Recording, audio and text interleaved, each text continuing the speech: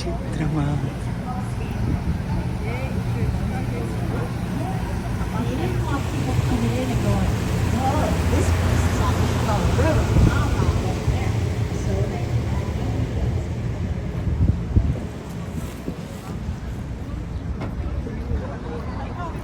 All right, we are back.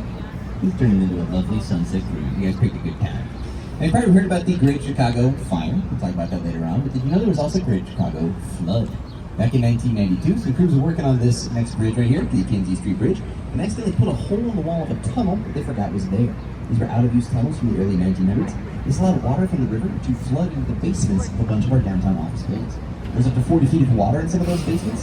Fish were seen swimming in the basement of the merchandise mart. Oh, yeah. It caused almost $2 billion worth of damage. It's called the Great Chicago Flood in 1992. Started right here.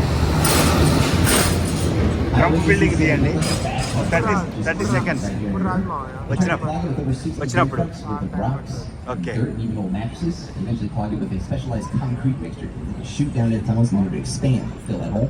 The Great Chicago Flood, 1992.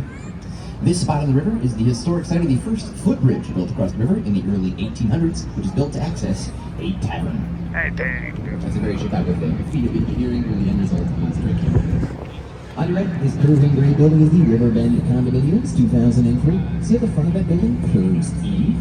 If you look ahead to the next glass building on the right, River Point, see how the front of that building curves out? Well, if you're into geometry, it's actually the same radius. Mathematically, the amount that the first building curves in is the same amount the next building curves out. Another great example of contextualism. When they built that glass building, River Point, they acknowledged their context and they curve just like their neighbor. Both buildings are also imitating the curve of the Chicago River. This one incorporates control of its context and contextualism. A style that started popping up in the 1980s. Still very popular today. Keep an eye on that bridge straight ahead, the Lake Street Bridge. If you're lucky, we might get a nice photo of one of our L trains going on the top. Our CTA trains, or public transit trains, are also known as the L train, short for elevated train. These are often elevated along the street. You may have heard our downtown area referred to as the Loop. That is a reference to those L trains. They start on the outside, converge in the middle of downtown to a loop, and they pick out to their respective ranges. We just generally call downtown the Loop. Chicago has pretty good public transportation by American standards, which means it's bad. Oh, good. Best laugh that's gotten all day. It feels great. Off to your left, a lovely view of the main branch of the Chicago River. Some spectacular clouds. That's a great picture of your left. In particular, I want to point out that skinny blue skyscraper in the back row. See the one that has a gap near the top? Put a pin in that. That's the St. Regis. We'll talk about why that has a gap. Yeah. No, the Regis helicopters. If you're a fan of the band, you will get it. Oh, And you probably noticed up ahead on the right, there's a building with a Y-shaped foundation. See how this one pinches together at the bottom? Now, why would you want to build a foundation like that? Oh, nice. This is a tricky spot to put a skyscraper. This lot sat empty for many years because they had to find a way to fit a foundation in between two things. On the one side, there's Amtrak and Metro trains running underneath. On the మనం other ఇప్పుడు side, ఇట్టించి వచ్చాము Trump building దాని పక్కనే అది మీకు కనిపించేది Trump building Trump building దగ్గర చూపిస్తాను చూడండి అది ట్రంప్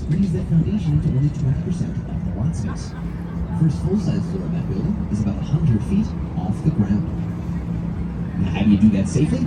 ఈ బ్రిడ్జిలు చాలా ఉన్నాయి ఇట్లా దాడడానికి అవతలకి అవతలకి నది అవతలకి వెళ్ళడానికి. ఇది మిచిగన్ లేక్. ఇది మంచినీళ్ళు ఉంటాయి, మంచినీళ్ళే ఇవి. మురికి వాటర్ దీంట్లోకి రావు. And just kind of a fun trick, if you look up in the angled glass, you're going to see a reflection of our boat. See if you can spot yourself. There's a reflection up there. So that's fun. The skyscrapers are actually designed to sway in the breeze. But you don't want them to sway too much. So in this tour, I'm going to tell you about 3 methods of sway reduction. How we calm down skyscrapers swaying in the breeze. The first method, you won't be able to see them, but on the top floor of this building to your right, there are 12 tanks holding 160,000 gallons of water. Basically, whenever the wind makes the building sway one way, all the water in those tanks on the top floor sloshes the other way. That helps reduce the amount of time it takes the building to settle. Which is important. That's an office building, and that can mean the difference between hitting reply and accidentally hitting reply all. Those tanks on the top floor are called 2 inertial slosh dampers. Under the inertia, that water sloshing back and forth, stabilizing our skyscrapers. The wind. Wow, beautiful. On your left, this next blue skyscraper is the Bank of America building, 2020. This building cost around Bazaar $800 meat. million. Sir, Indian see Bazaar meat. Bazaar meat by Joe Sanders. Joe Sanders. The Bank of America building had to do with the city zoning law requiring them to leave 30 feet of space between the river and the front of the building. You can see how they dealt with that with these tripod legs. Those steel I-beams lift the third floor and beyond up off the ground so people can enjoy hanging out by the river. Big priority for the city to make the river more walkable to draw right down from the area. Well, like I said earlier, I called my tour Bank of America. time. So it's convenient. The next far out buildings on the right are going to be in chronological order. Let's go through some different phases of Chicago's architectural history. Chicago. We'll start in the Roaring Twenties with another Art Deco building on your right to North Riverside Plaza. Much like the Merchandise Marts, another Art Deco building for the same year, 1929, made of the same material, polished Indiana limestone. This one was originally home to the Chicago Daily News. A lot of famous writers worked in this building, including Carl Sandburg and Joseph Pulitzer. Take a look at those columns along the bottom of the building. In between the tops of those columns, there are carvings. Those bas-reliefs tell the story of the written word, from the hieroglyph to the Gutenberg printing press. And speaking of hieroglyphs, on the wall by the river, see those stone obelisks poking up with the lights around it? Madison This is a Street. letter at the time they discovered King Tut's tomb, which caused a trend in Madison American Street. architecture of including Egyptians. Like Opera those Beach. architects. So this is Art Direct. Deco. This is our Opera Beach. Yeah. Madison Street. Okay. So we're kind of a gap in the architectural record. We're not building a lot of new big buildings. So when we emerge in the post-war period, these experiences have changed our mindset. And so you get a new style called black box modernism. On your right, Gateway 1, 1965, and Gateway 2, 1967. Black box modernism is all about simplicity and efficiency. We got rid of the more decorative Art Deco style. Now we're just trying to be as efficient as possible. You can hear the announcements from the train station underneath. I've taken that train before. You cannot understand a word they're saying. It's like, no. Just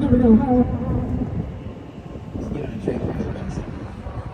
This black box style is all about simplicity and efficiency. We got a lot of these. Over 40 black box buildings in Chicago. The most famous example of this style, black box Manory is also the Street. most famous building in Chicago. See the top corner to your left there? The Yes. This is Manory Street. We'll get a much better view of the Willis Tower on the Sarah. back, and I'll talk about it along. Less is more. All about keeping it simple. Each of these black box buildings has three basic ingredients: skeleton, skin, and Road skeleton. చాలా బాగుంది. Yeah.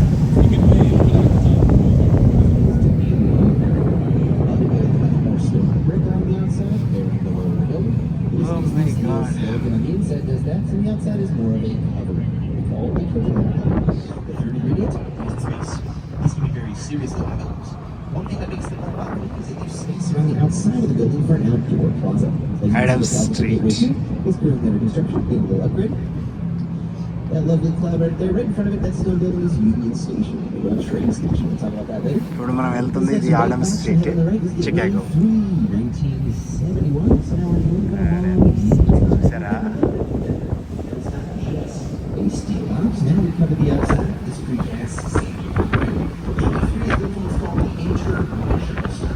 Illinois.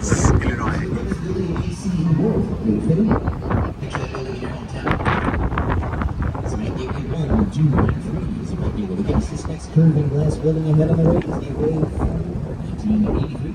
It's now the 1980s. We're ready to show off, and we get new materials with which to show off. Now we have the ability to curve our racks, just like the river curves. Another great example of texturalism, overflowing with its context.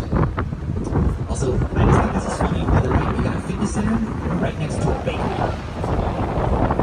One is a place I push my body to the limit every morning, and the other one is a fitness center. Delayed response is better than no response. I'll take it. This next black box building on the left is called 300 South Wagner. Now, we actually did not used to talk about this building very much on tour. It used to be kind of just another black box. That is until a few years ago.